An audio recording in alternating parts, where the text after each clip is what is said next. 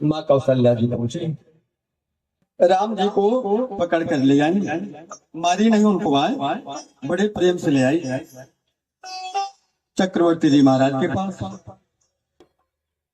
एक माँ जब अपने बच्चे की उद्दंडता से उनको नहीं संभाल पाते तो पिता के पास ले जाते हैं कि देखिए तुम्हारे पुत्र कैसे उद्दंडता कर रहे हैं, संभालिए ना। कौशल्या मैया राम जी को पकड़ कर ले आई और चक्रवर्ती जी महाराज के सम्मुख खड़े कर दिए कि देखिए हमने बहुत से ऐसे लोगों को देखा है कि वो कहीं जाने के लिए तैयार होकर बैठे हैं और कोई बच्चा धूल में सना होकर के आए और उन्हें तनिक छू मात्र दे, उनके कपड़े पर थोड़ा सा धूल लग जाए तो लोग बच्चे को मार देते। लेकिन ये उचित नहीं है, बच्चे से बढ़कर वस्त्र थोड़ी है। चक्रवर्ती जी महाराज इतना कीमती वस्त्र पहने हैं ना, लेकिन राम जी को देखे कि राम जी धूल में सन करके आए हैं। तो चक्रवर्ती जी महाराज ने कहा आओ राम, देखो मेरा राम आ गया, कैसा सुंदर सलोना लग रहा है। भूपति बियसी गोद बैठाए। चक्रवर्ती जी महाराज राम जी को मारे नहीं, खूब प्रेम से उन्हें अपने गोद में बिठा लिया और लाड़ प्यार करने लगे। महाराज जी को ये भी नहीं लगा कितना कीमती वस्त्र मैं पहना हूँ और ये राम धूल में सन करके आए हैं, मेरे ऊपर बैठ जाएंगे तो कैसे लगे। नहीं, बच्चे के प्रति प्रेम है। हम आप क्या है, बच्चों को संस्कार सिखाते हैं कि बेटा संस्कारवान बने, लेकिन हम स्वयं संस्कार में नहीं रहते। जब आप इतना प्रेम अपने बच्चे से करेंगे तो बच्चा भी आपको उतना ही प्रेम करेगा। आज वही अयोध्या में चारों भाई अपनी बाल लीला के द्वारा पूरे अयोध्यावासी को सुख प्रदान कर रहे हैं। भगवान बड़े भाई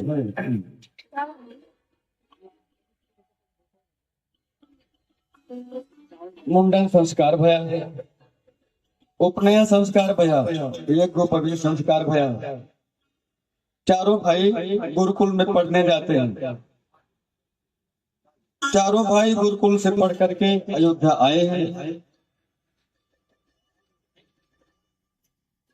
विश्वामित्र जी को निशाचर सुबाहु और मारे यज्ञ नहीं करने दे रहे हैं। विश्वामित्र जी ने ध्यान में जाकर के देखा कि राम जी ने शरीर धारण कर लिया।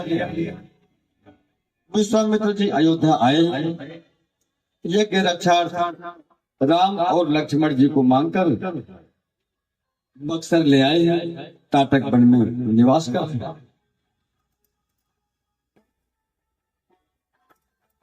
और फिर वहां से श्री राम और लक्ष्मण धनुष यज्ञ की सोच न पा करके धनुष यज्ञ में सम्मिलित होने के लिए जनकपुर की ओर आगे बढ़े।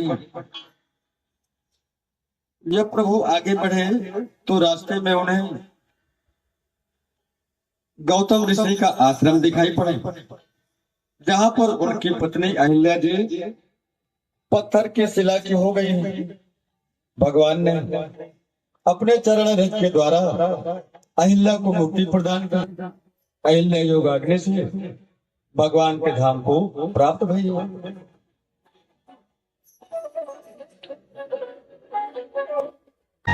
यहाँ तक की कथा श्रवण की। भगवान श्री सीताराम जी धनुष यज्ञ में सम्मिलित होने के लिए बक्सर से जनकपुर की ओर आगे बढ़े। आइए हम और आप कथा में आगे बढ़ने के पहले भगवान के नाम का संकीर्तन। जय जय राम कथा, जय श्री राम कथा,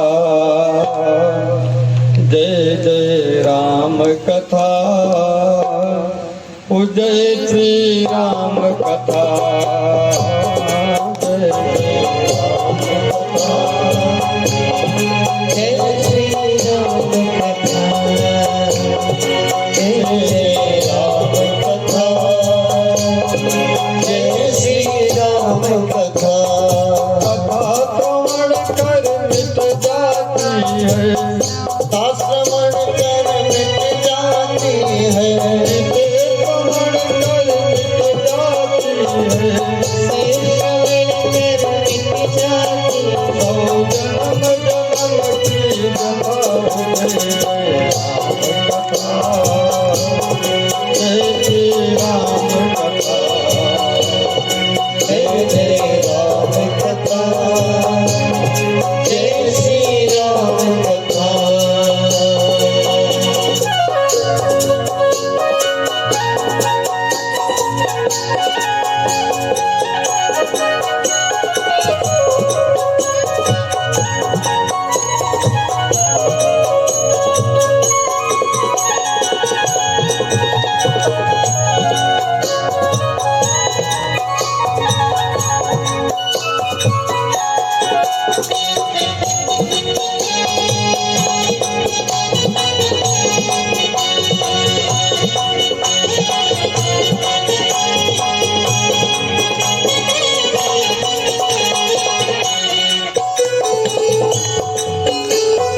राम कथा कलिका मद गाये, सुजन सजीवन मोर राम कथा कलिका मद गाये, सुजन सजीवन मोर सुहाए।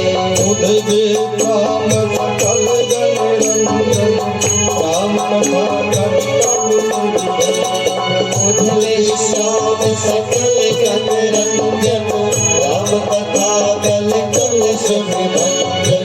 तेरा परमारथ बन जाए, तेरा परमारथ बन जाए, नारद कर बताओ जय जय राम कथा, जय श्री राम कथा, जय जय राम कथा,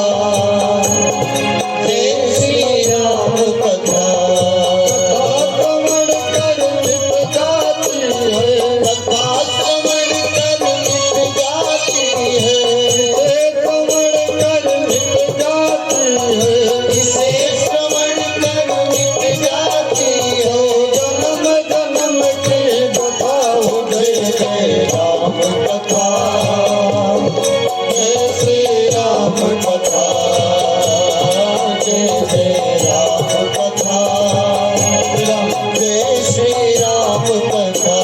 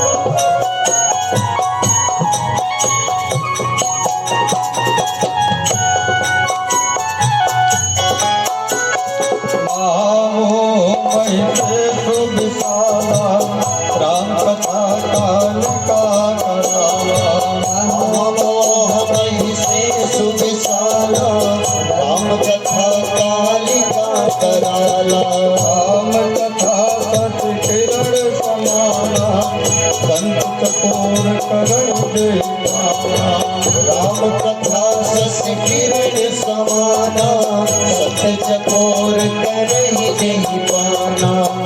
कर तू भी अमर हो जाए, कर तू भी अमर हो जाए, कर तू भी अमर हो जाए, कर तू भी अमर हो जाए। हनुमंत जटा जय जय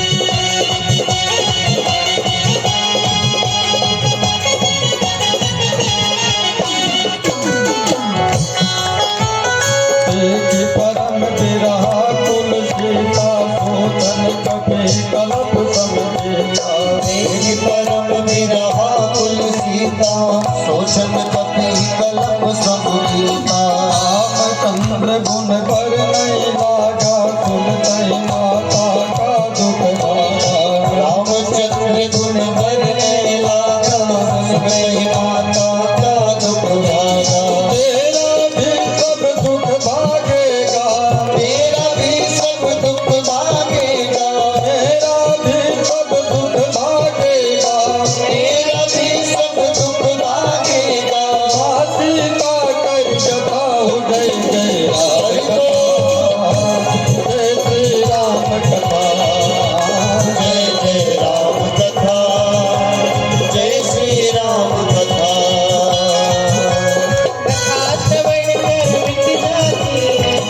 जय श्री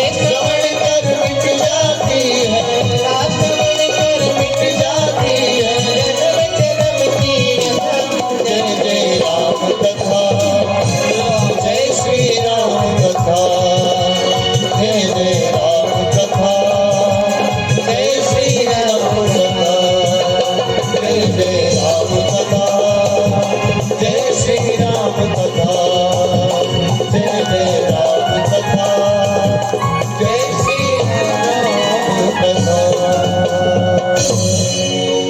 जय जय राम कथा, जय श्री राम कथा।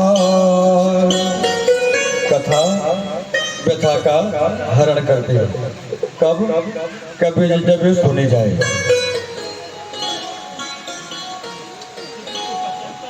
श्री राम और लक्ष्मण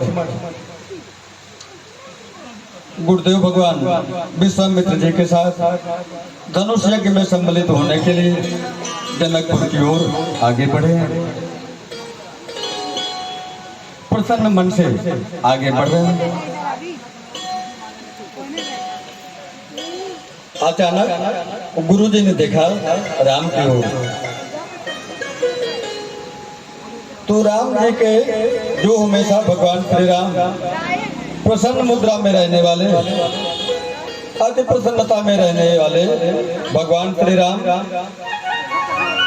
गुरु जी ने देखा कि राम जी के मुखमंडल का रंग थोड़ा उतरा हुआ, थोड़ा दुख में लग रहा है। भला जगत के माता पिता भगवान श्री राम दुख में, मुखमंडल थोड़ा उतरा हुआ है। गुरुजी ने पूछा, राम तुम्हारे चेहरे का रंग देख रहा हूँ उतरा हुआ है, क्या भया? राम जी ने कहा, गुरुजी आज मेरे मन में ना एक ग्लानि है। कौन सी ग्लानि? मैं रास्ते में आ रहा था, अहिल्या जी ऋषि पत्नी है ना, पूजनीय है, और मैंने अहिल्या जी जब शिला की हो गई, पत्थर की हो गई हैं, तो मैंने उनके ऊपर अपना पाँव रखा। मुझे उनके ऊपर अपना पाँव नहीं रखना चाहिए था। प्रभु हमको लग रहा है कि मुझसे अपराध हो गया है। गुरु जी ने कहा कि राम कोई बात नहीं, यदि तुमको इसमें अपराध लग रहा है तो चलिए, इस पाप से मुक्त होने की दवा आगे गंगा जी दिखाई पड़ रही है। चलिए गंगा स्नान करिए, वहां गंगा समस्त पापों से तारती है, आपके समस्त पाप दूर हो जाएंगे।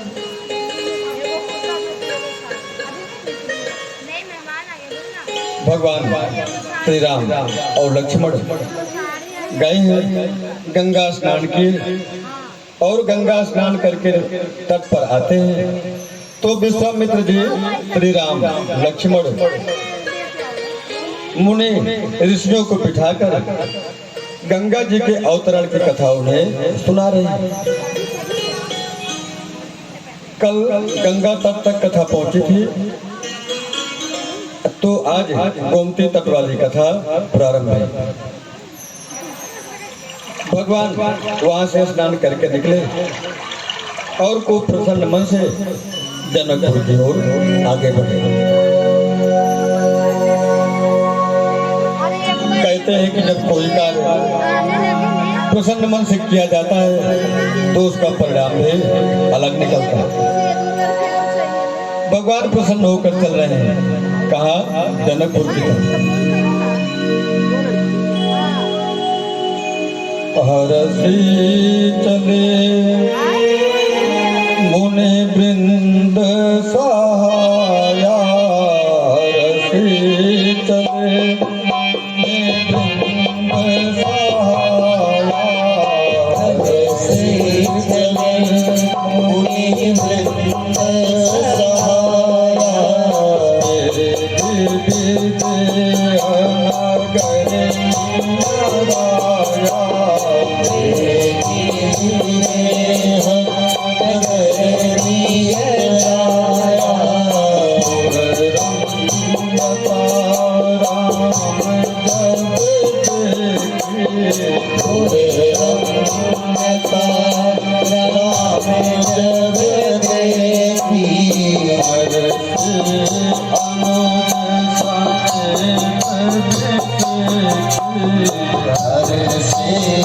अनुज समेत विषेती सुभग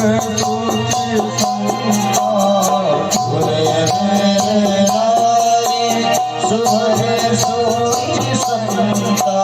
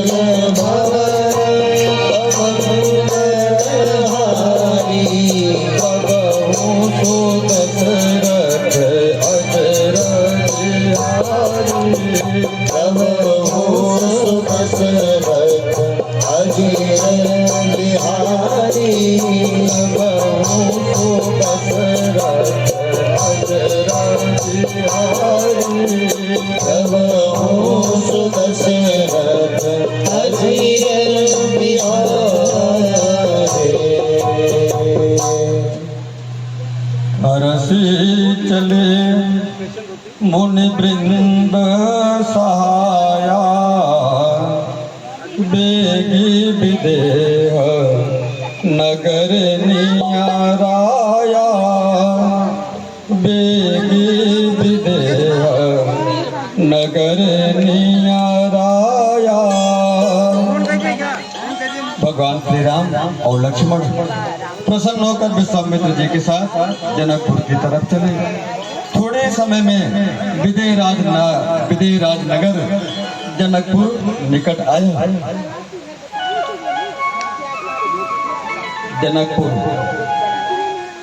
जनकपुर इतना सुंदर है कि जिसकी सुंदरता का वर्णन करने में देवी सरस्वती भी असमर्थ है।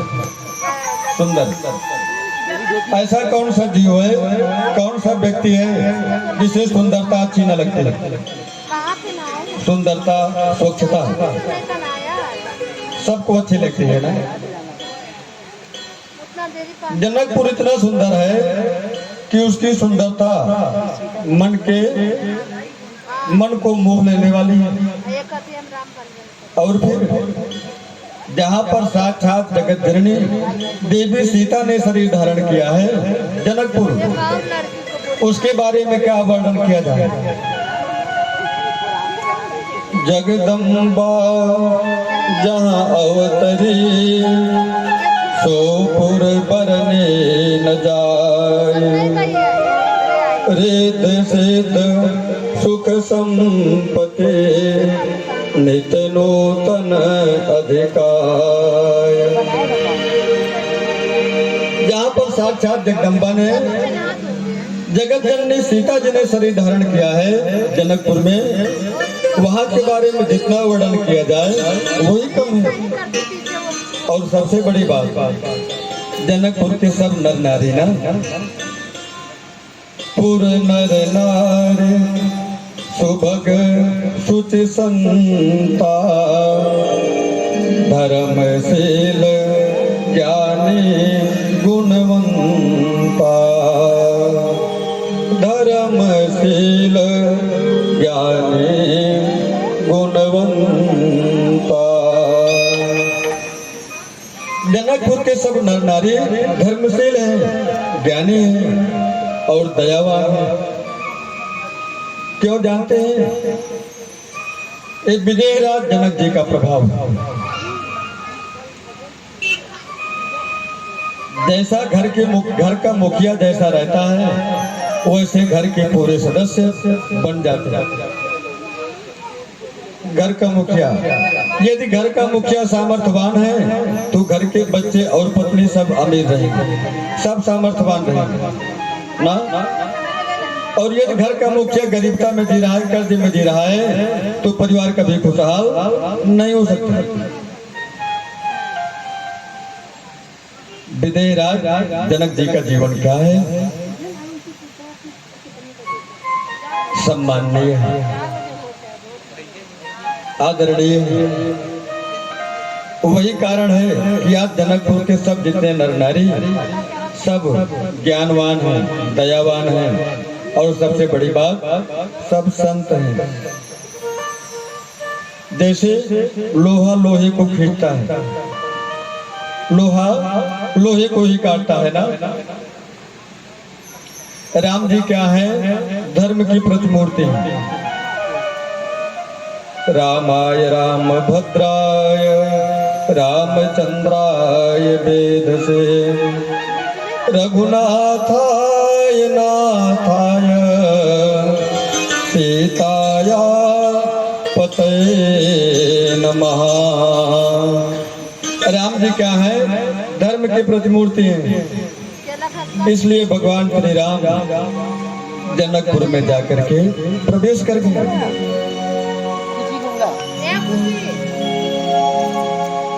श्री राम जी को पुत्र रूप में प्राप्त करने के लिए चक्रवर्ती जी महाराज और कौशल्या देवी को 23,000 वर्ष तक कठोर तप करना पड़ा। तब जाकर के कहीं भगवान चक्रवर्ती जी महाराज के घर आए। और ये जनकपुर वाले कौन तप किए हैं? कोई तप नहीं किए ना, लेकिन इनके जीवन में क्या है? प्रेम है, भगवान के प्रति प्रेम है। मैं कथा में यही बता रहा हूँ आज 4 दिन से। ज्ञानी और बैरागी भगवान के पीछे दौड़ते हैं और भगवान प्रेमी भगत के पीछे दौड़ते हैं। जनकपुर वालों का भगवान के प्रति प्रेम ही है कि जो भगवान अयोध्या से चल करके बक्सर पहुंचे और बक्सर से भगवान जनकपुर में प्रवेश किए।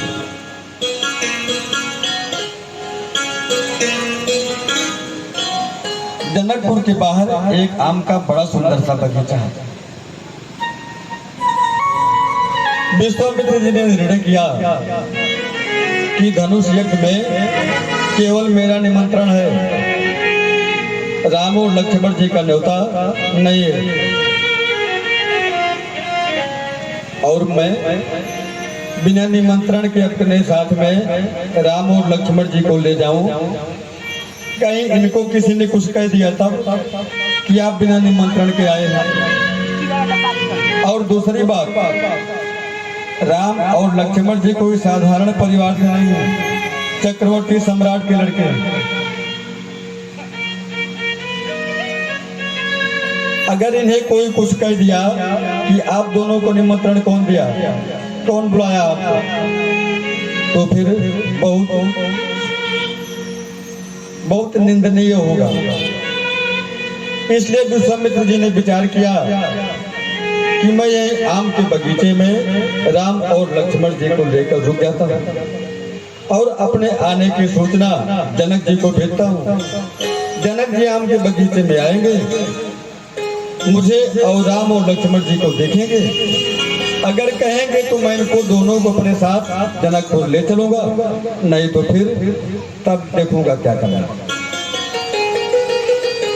विश्वामित्र जी जनकपुर के बाहर ही आम के बगीचे में राम और लक्ष्मण जी को लेकर के रुक गई, विश्राम करने लगे और अपने आने की सूचना विदेहराज जनक जी को भेजी। दूत में जाकर के जनक जी से बताया, कह रहा है महाराज विश्वामित्र महामुनि आए। दूत ने जाकर के कहा, महाराज विश्वामित्र महामुनि आए, समाचार मिथिलापति पाए।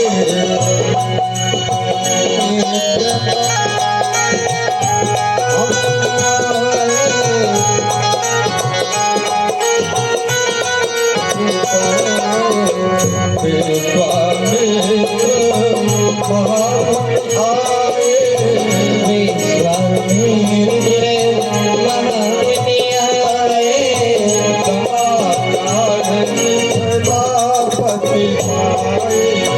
समाचार मिथिलापति पाए। प्रणाम चरण धरि माथा, दीन प्रणाम चरण धरि माथा। दीन प्रणाम चरण धरि माथा। दीन प्रणाम चरण धरि माथा। दीन असीस मुदित मुनि नाथा। दीन असीस मुदित मुनि नाथा। दीन असीस मुदित मुनि नाथा। दीन असीस मुदित मुनि नाथा। गुरु पितुमातु महेश भवानी। गुरु पितुमातु महेश भवानी। प्रणवं दीन बंधु दीन जानी। प्रणवो दीन बंधु दीन जानी। प्रणवं दीन बंधु दीन जानी। प्रणवो दीन बंधु दीन जानी। विश्वामित्र महामुनि आए, समाचार मिथिलापति पाए। जाकर के दूत ने जैसे जनक जी को सूचना दिया कि महाराज इस गांव के बाहर आम के बगीचे में विश्वामित्र महामुनि आए हुए हैं। जैसे जनक जी को सूचना मिली, जनक जी अपने पूरे सभासदों को लेकर के आए हैं और विश्वामित्र जी के चरणों में प्रणाम किया। विश्वामित्र जी ने जनक जी को उठाकर हृदय से लगाया है, कुशल क्षेम पूछी। जानते हैं जब आम के बगीचे में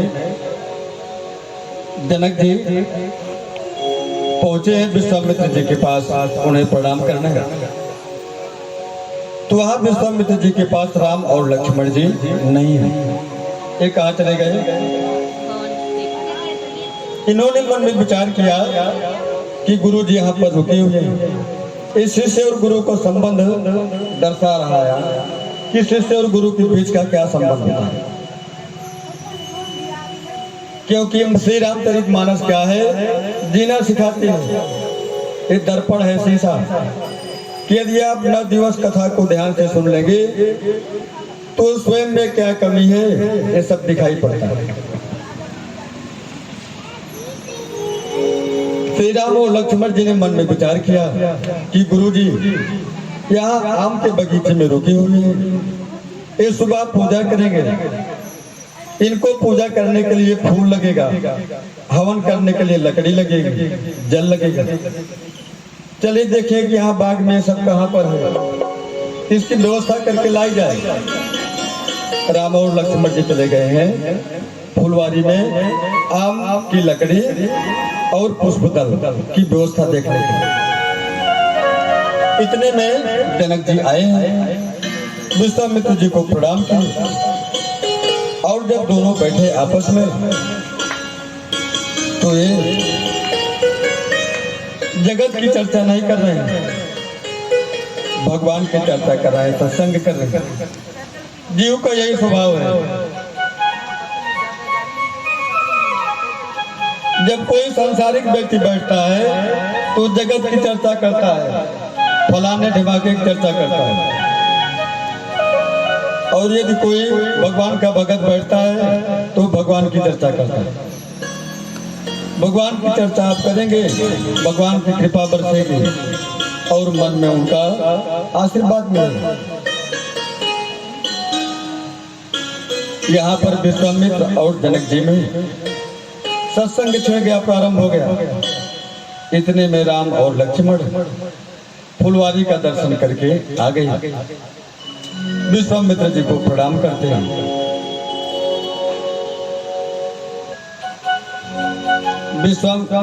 जनक जी ने जैसे राम जी को देखे ना,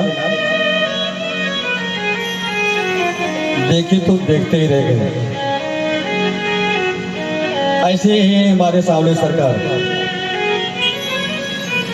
प्रभु श्री राम श्री हरि नारायण साक्षात ब्रह्म है, मनमोह गए। जो भी इनको देख लेता है उसे देखने के लिए फिर कुछ शेष बचता ही नहीं। और जिसने जिसने भी इनकी शरणागति लिया है उसको इस संसार में देने के लिए फिर कुछ कम नहीं पड़ा है। जितना चाहा है भगवान ने उसको कहीं उससे बहुत ज्यादा कुछ दिया। हम सब तो मनुष्य हैं, पशु और पक्षी ने भी जिन्होंने भगवान का चिंतन किया है, जो भी भगवान की शरणागति लिए हैं, सबको उनके सोचने से कहीं ज्यादा मिला।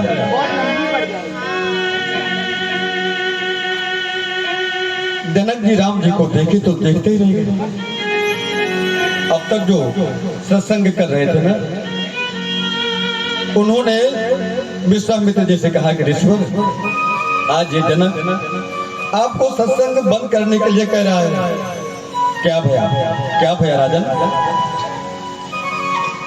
अच्छा ये बताइए ऋषिवर, ये दो सुंदर बालक आपके ही साथ है ना, ये कौन है इतने सुंदर? कहो नाथ सुंदर दो बालक। ऋषिवर, इतनी सुंदर दो बालक